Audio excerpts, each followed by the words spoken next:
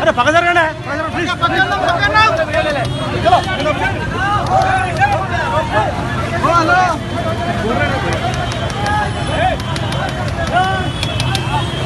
रात में రాత్రి 12:30 12:30 ఆ టైంలో ఫైజల్ అలీ షా గారు అదేవిధంగా అతనితో పాటు అఖ్తర్ అమీర్ అని చెప్పేసుకొని ఈ ముగ్గురు ఇంకా కొద్దిమంది అనుచరులు దాదాపుగా 100 మందితో కలిసి ఊరేగింపుగా వస్తున్నారు.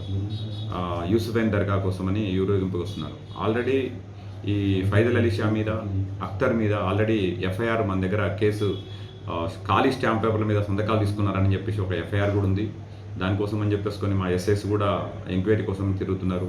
వాళ్ళు దొరకకుండా వాళ్ళు ఎస్కేప్లో ఉన్నారు.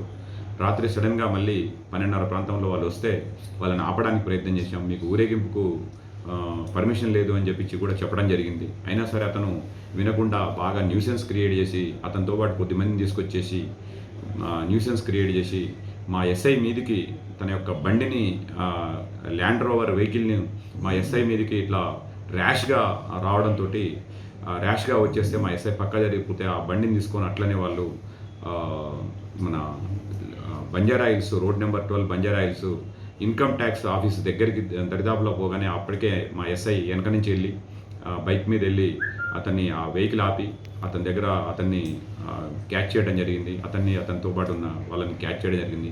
వాళ్ళందరినీ తీసుకొని బండి తీసుకొని రాత్రి పోలీస్ స్టేషన్ తీసుకురావడం జరిగింది. అప్పటికప్పుడు మా ఎస్ఐ గారు కూడా కంప్లైంట్ ఇవ్వడం జరిగింది. కంప్లైంట్ ఇస్తే దాని మీద police obstruction the police duties while discharging duties అని చెప్పి అతని మీద కేసు రిజిస్టర్ చేయడం, అదేవిధంగా ల్యాండ్ రోవర్ వెహికల్ని కూడా సీజ్ చేయడం జరిగింది.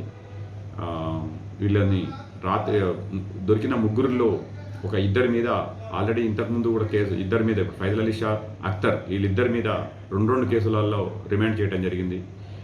ఇంకొక వ్యక్తి ఆమేర్ అని చెప్పేసి అతని మీద రాత్రిని అతను ఉన్నాడు చేపటికి అతని మీద ఒక కేసులో రిమాండ్ చేయడం జరిగింది. ఆ ముగ్గురిని కూడా కోర్టులో ప్రొడ్యూస్ చేస్తే కోర్టు మేజిస్ట్రేట్ గారి ఆదేశాల మేరకు చెర్లపల్లి జైల్లో వాళ్ళని ఉంచడం జరిగింది. డిస్టర్బ్ చేయకని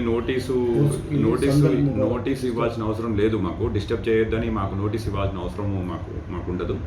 అతను ఏమైనా కార్యక్రమాలు చేస్తాడు, అతను ఏమైనా కాగ్నిజబుల్ అఫెన్స్ చేస్తాడు అంటే మాకు యాజ్ పర్ 151 సిఆర్పిసి ప్రకారము మేము అతన్ని కస్టడీ తీసుకునే అధికారం మాకు ఉంటుంది.